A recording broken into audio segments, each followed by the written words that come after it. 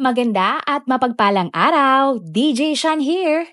Huwag kalimutang mag-like, comment at mag-subscribe para sa araw-araw na Tagalog facts at mysteries na dagdag kaalaman. Tandaan, knowledge is power. May 27, 2025 nang lumabas ang nakakalungkot na balita tungkol sa pagpanaw ng sikat na OPM singer na si Freddy Aguilar. Pero bukod kay Freddy Aguilar, isa din sa mga sumikat sa pamilya Aguilar ay si Jason Aguilar Ivler, ang pamangkin nga ng yumaong si Freddy Aguilar. Tinagurian si Jason na pinakagwapong kriminal, sexy gangster at hottest prisoner sa Bilibid. Pero sino nga ba si Jason at ano ang kanyang mga ginawang krimen at bakit siya naging sikat? Ating ngang talakayin ang kwento ni Jason Ivler. November 18, 2009 nang naganap ang isa sa pinaka-kontrobersyal na road rage sa Pilipinas. Nasawi si Renato Victor Ibarle Jr., ang nag-iisang anak na lalaki at panganay na anak ng Presidential Chief of Staff Undersecretary ng panahon na iyon na si Renato Ibarle Sr. Binaril at napatay si Victor ni Jason Ivler, pamangkin ng singer at songwriter nga na si Freddy Aguilar, habang sila ay nasa kalye. Ang paghahanap kay Jason ay tinaguriang ang pinakamalaking manhunt sa buong Pilipinas. Ang biktimang si Victor ay 27 years old noon at nagtatrabaho bilang recruitment manager sa Hotel Peninsula, Manila. Tahimik, matalino, humble at mabait. Ganyan nakilala si Victor ng kanyang pamilya.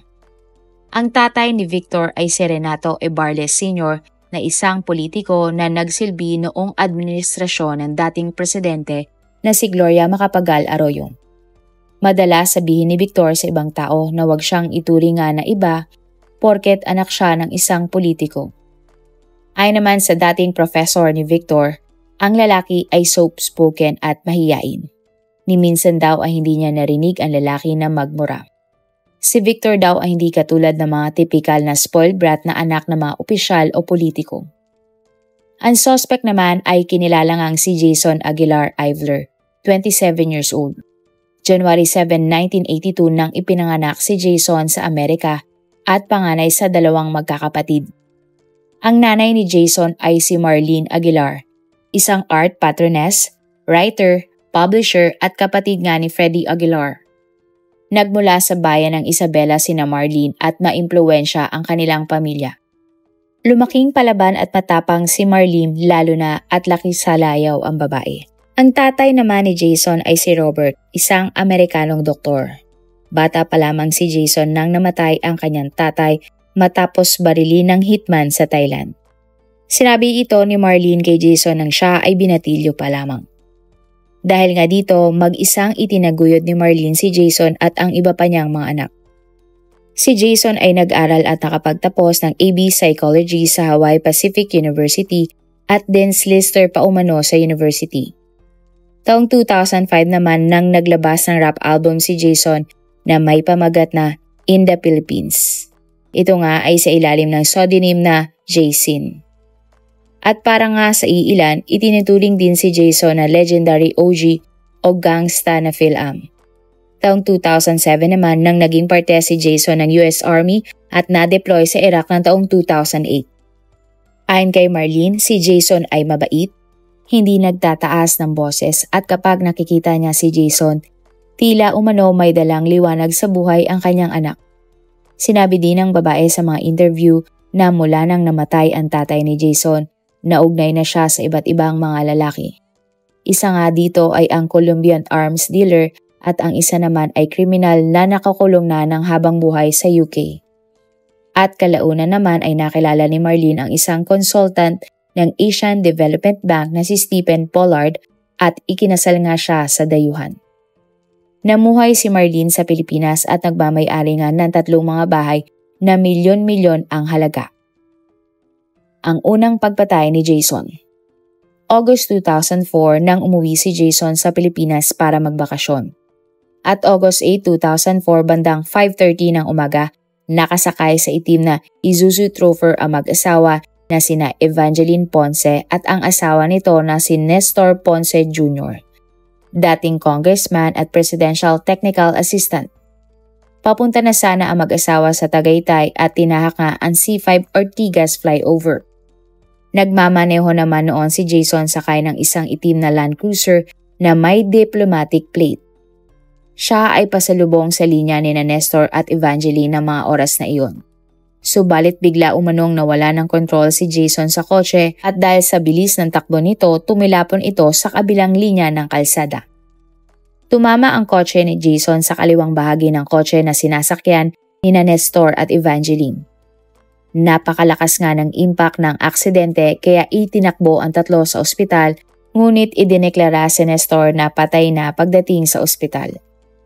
Ginamot naman sina Evangeline at Jason na kalaunan nga ay nakaligtas. Kalaunan, kinasuhan si Jason ng reckless imprudence, resulting in homicide at damage to property para sa pagkamatay ni Nestor. At para nga sa pinsala na tinamo naman ni Evangeline, kinasuhan si Jason ng reckless imprudence resulting in slight physical injuries.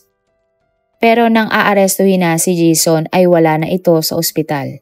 Ayon nga sa investigasyon ng mga pulis, ang nanay ni Jason na si Marlene at ang amain nito na si Stephen ang tumulong kay Jason para tumakas sa ospital. Pero kalaunan ay naaresto si Jason sa Zamboanga habang pasakay ng ferry para tumakas at magpunta sa Malaysia. May kasama pa nga si Jason na 3 police escort noon.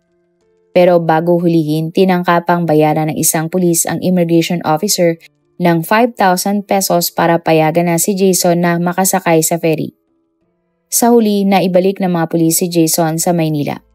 At September 2004 naman nang nag-plead ng guilty si Jason sa mga kasong isinampal laban sa kanya at pinayagan siya ng judge na makapagpiyansa para makalaya sa halagang 30,000 pesos.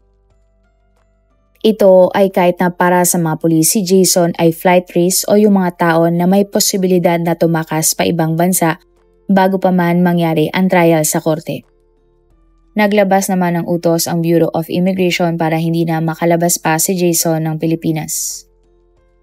At taong 2007 nang nagulat na lamang ang lahat nang nabalitaan na nasa Amerika na si Jason at naging sundalo nga sa Amerika.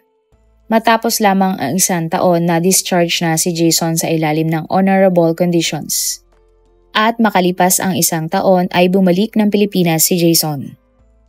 Ang pangalawang pagpatay ni Jason Ivler. November 18, 2009 ng gabi nang muntik nang magkabanggaan ang Toyota SUV na minamaneho ni Victor at ang Blue Honda SUV na minamaneho ni Jason na may diplomatic plate sa Santolan Avenue. Sa ibang balita naman, sinasabi na naganap ang insidente sa kanto ng Bonen Serrano at Ortigas Avenue sa Quezon City. Ayon sa mga balita, nag-overtake umano ang kotse ni Jason sa kotse ni Victor. Ngunit naharangan ang daanan ng kotse ni Jason ng isang taxi kaya nakalampas ang gray na kotse ni Victor. Kumaripas ng takbo ang kotse ni Jason at hinarangan ang kotse ni Victor sa barangay Valencia Hall. Bumaba si Jason mula sa kanyang sasakyan at inilabas ang kanyang baril. Ayon sa mga witness, malapitang binaril ni Jason si Victor sa bandang harap ng kotse na agad na ikinamatay ni Victor. Ayon sa mga witness, agad na tumakas ang sospek. Inilarawan nga nila ang sospek ng lalaki na matangkad, gwapo, semi-kalbo at may magandang pangangatawan. Ayon naman sa isang witness na pulis, hinabol niya si Jason pero nakatakas ito nang makarating na sila sa isang madilim na lugar. Mula doon nagtago na si Jason matapos ang kanyang pagpatay kay Victor. Sa pag-iimbestiga ng mga pulis na pag-alaman nga nila na ang suspect ay pamangkin ni Freddy Aguilar na si Jason Ivler. Kaya naman isang manhunt ang agad na isinagawa ng mga pulis para hanapin si Jason. Sinabi din ng mga pulis sa publiko na si Jason ay mapanganib at armado. At inisa-isa nga ng mga pulis ang 3 bahay ng nanay ni Jason na si Marlene Aguilar, ngunit bigo silang mahanap ang suspect. 2 beses pa ngang nagtungo ang mga pulis sa bahay ni Marlene. Hinanap din ng mga pulis si Jason sa bahay ng pinsan nito na si Megan Aguilar na anak ni Freddy Aguilar, ngunit sila ay bigo. Naglabas naman ng pabuya ang mga pulis kung sino man ang makapagbibigay ng impormasyon sa kinaroroonan ni Jason. Ang pabuya nga ay lumobo mula 200,000 hanggang 1 million pesos. Lumabas din sa investigasyon na ang may-ari ng kotseng minamaneho noon ni Jason na may diplomatic plate ay ang kanyang amain na si Stephen. At sa kalagitnaan nga ng issue, lumutang naman ang kapatid ng unang napatay ni Jason na si Presi Ponce. Ayon kay Presi, bakit daw nakakapagmaneho pa si Jason kahit na revoke na ang lisensya nito noon pa at 2 beses na gumamit ng diplomatic car. Masakit daw para sa pamilya ni na Presi na wala pang hustisya kay Nestor pero may namatay uli dahil kay Jason. Lumabas naman sa mga balita ang sabi-sabi na itinatago umano si Jason ng kanyang nanay na si Marlene at kasabwat pa umano nito ang amain na si Stephen. Pero nang November 22, 2009, nanawagan si Marlene kay Jason na sumuko na sa mga otoridad. Idiniindi ni Marlene na hindi niya alam kung nasan ang kanyang anak. At ayon pa sa kanya, kung guilty nga si Jason, nagmakaawa siya dito na sumuko na sa mga pulis. Sinabi din ni Marlene na kaya nangyari iyon kay Jason at sa kanilang pamilya ay dahil sa panggigipit umano ng Central Intelligence Agency o CIA sa kanila ng Amerika. Hindi naman masabi ni Marlene ang dahilan pero naniniwala siya na pinarurusahan siya at ng kanyang anak dahil sa hindi nila pagsunod o disobedience. Hindi naman naniniwala ang pamilya Ibarle na hindi alam ni Marlene kung nasaan ang kanyang anak. November 22, 2009 naman ng gabi, pinuntahan ng NBI at iba pang mga pulis ang bahay ni Freddy Aguilar na madalas umanong tambayan ni Jason.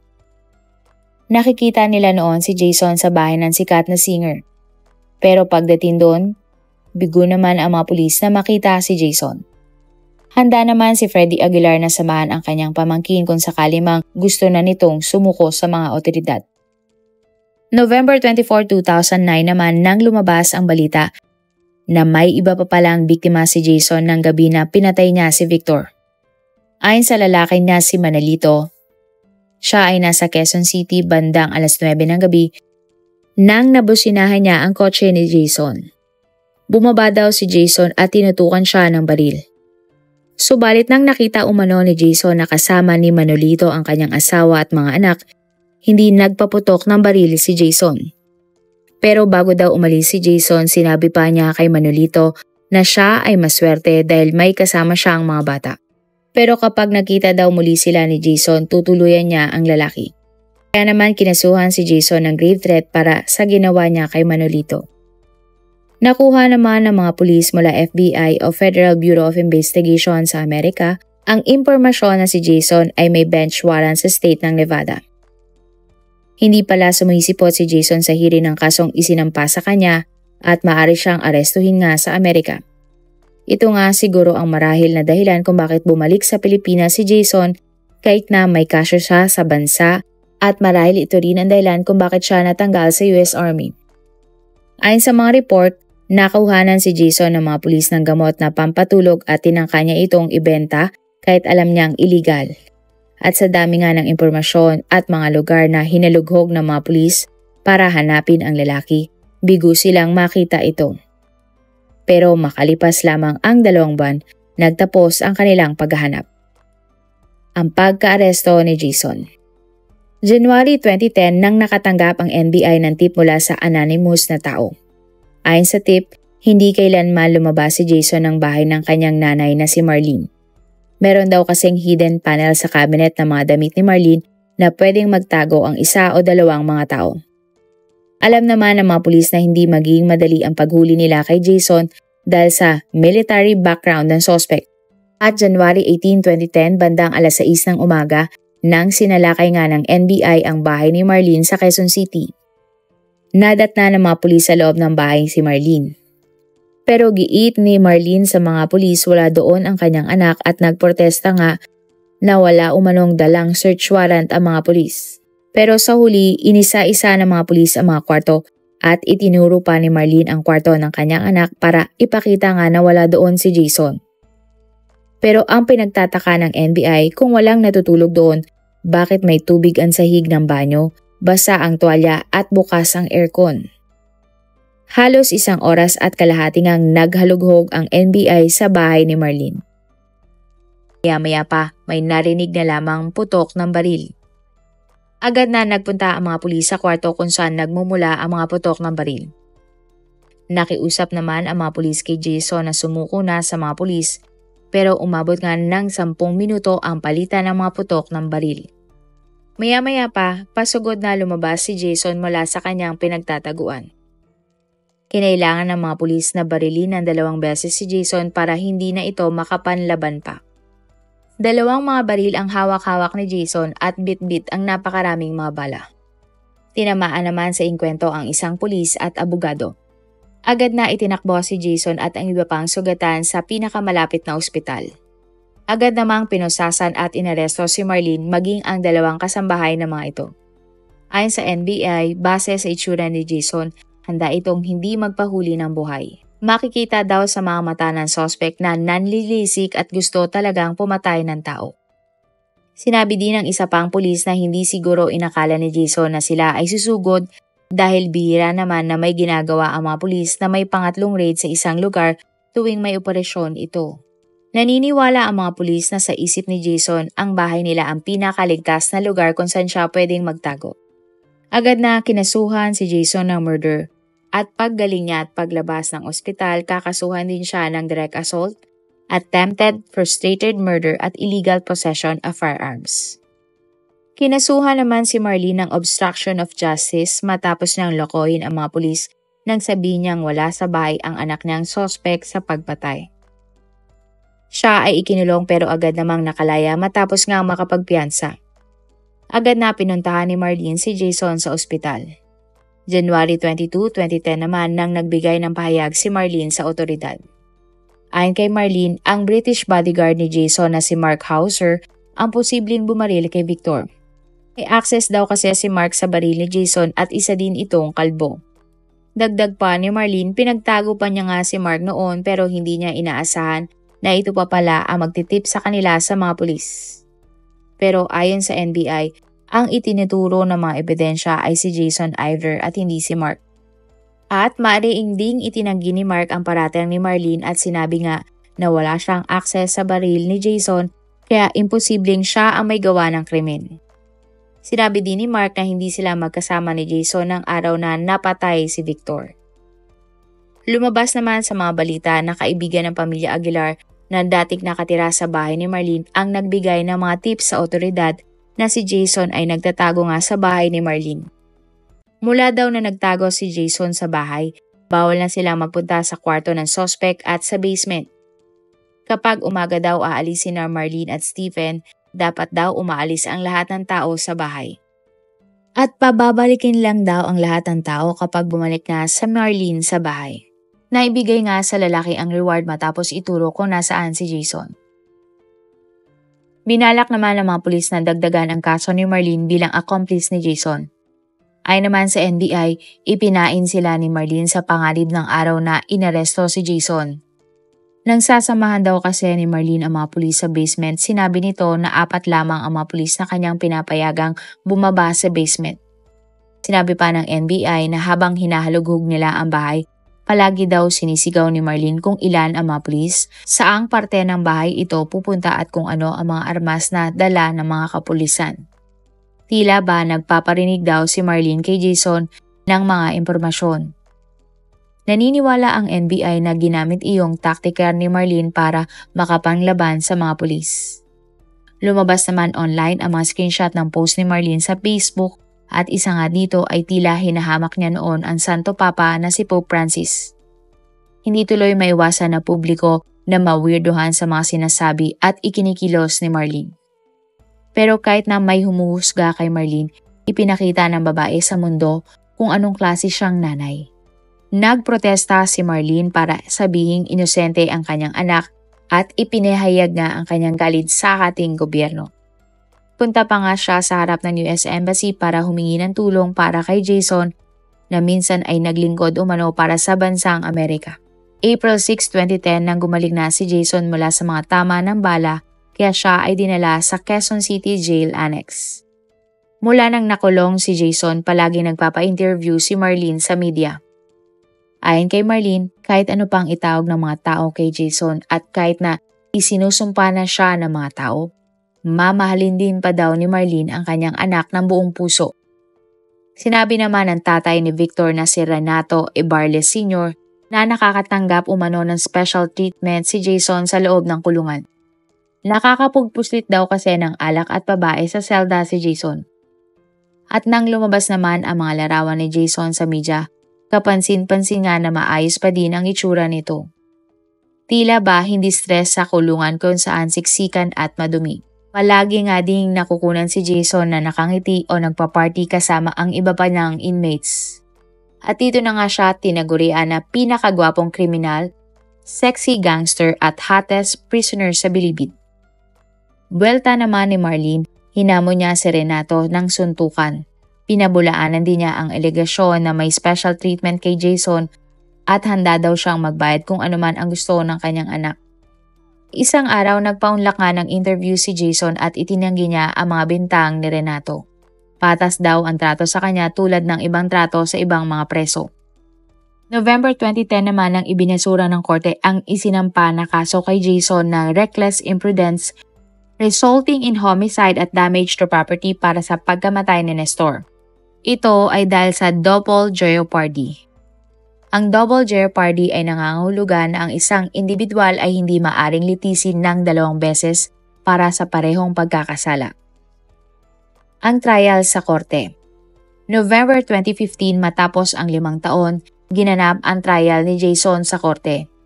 Itinanggi niya ang pagpatay kay Victor, pero inako niya ang pagkamatay ni Nestor Ponce Jr. Humingi siya ng tawad sa pamilya ni Nestor pero iginit niya na siya ay inosente sa pagpatay kay Victor. At lahat nga ng ebidensya kasama na ang ginamit ni Jason na baril ay ipinakita ng prosecution. Nagsalita din sa korte ang mga witness na nakakitang binaril ni Jason si Victor. Pero ayon sa mga abogado ni Jason, nasa isang birthday party si Jason sa Makati ng gabi ng November 18 hanggang November 19 ng madaling araw. Nagsalita pa nga ang mga kasama ni Jason sa party pero hindi naniwala ang judge sa kanila. November 24, 2015 nang napatunayan si Jason na guilty sa kasong murder. Siya ay hinatulan ng reclusion perpetua o pagkakakulong ng hanggang 40 years sa loob ng kulungan. Inutusan din ng korte si Jason na bayaran ng danyos ang pamilya Ibarle sa kabuang 9.3 million pesos. At si Jason nga ay kinulong sa Muntinlupa Bilibid Prison. Masaya naman ang pamilya Ibarle sa hatol kay Jason. Pero sayang lang daw dahil wala nang hatol na bitay sa Pilipinas. Dahil kung meron pa, alam nilang hahatulan si Jason ng bitay. Agad namang umapela ang kampo ni Jason. Pero noong December 2017, pinagtibay ng Supreme Court ang hatol na habang buhay na pagkakulong kay Jason. Dinagdagan din ng korte ang babayaran ng laki na danyo sa pamilya ng kanyang biktima at umabot nga ito ng mahigit 10 million pesos. Makikita naman sa larawan na nakangiti pa si Jason matapos ang hatol sa kanya. Ayon naman sa pahayag ng nanay ni Jason na si Marlene, inosente ang kanyang anak. Ang Diyos daw ang nagdidesisyon kung sino ang mabubuhay o mamamatay. Sinabi din niya na ang Diyos ang nagpasya kay Jason at dapat mabuhay. Kaya kung may kumekestyon daw sa pasya kay Jason, kinekestyon din daw ng taong ito ang pasya ng Diyos.